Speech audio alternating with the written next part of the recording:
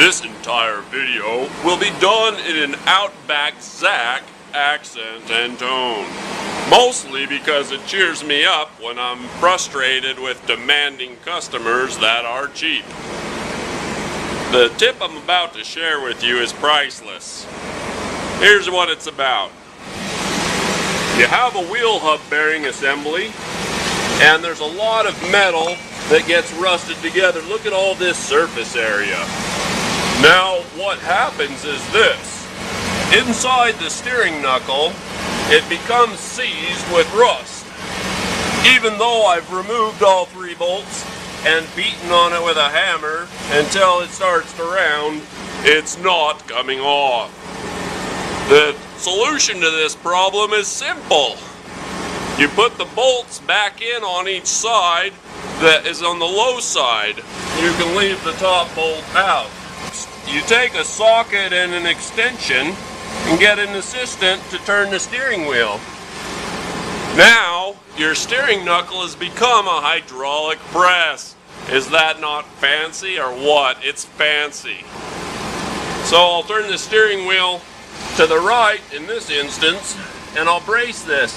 Not too high on the strut shock mount, or it'll bend it. You can really tear things up. As I said before, the steering knuckle is now a hydraulic press. Let me show you the aftermath. There.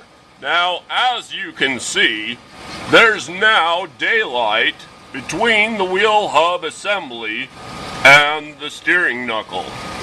The next thing to do, turn the steering wheel to the left and repeat the process on the front side of the wheel hub bearing.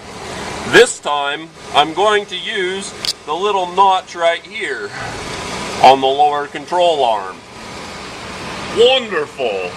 As you can see, we've been able to separate an otherwise inseparable, by means of hammer or other caveman fun things to do, wheel hub bearing.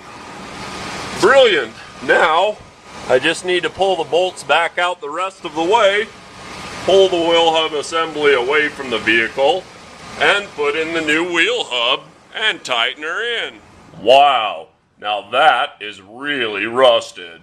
Can you imagine trying to hammer that out through that much dry, packed in rust? When you go to put in the new wheel hub bearing, it's going to be a little difficult with all of that present. What I recommend, take a brass brush, brush the dust out of the way. It makes it a lot nicer. Another thing I like to do is I take some PB Blaster, which is a catalyzing penetrating oil, and spray it all around the inside. This does a couple of things. It works as an anti-seize agent, and it also lubricates so that the new bearing can find its new home. Don't you want to go to your new home? Are you too good for your home? I didn't think so.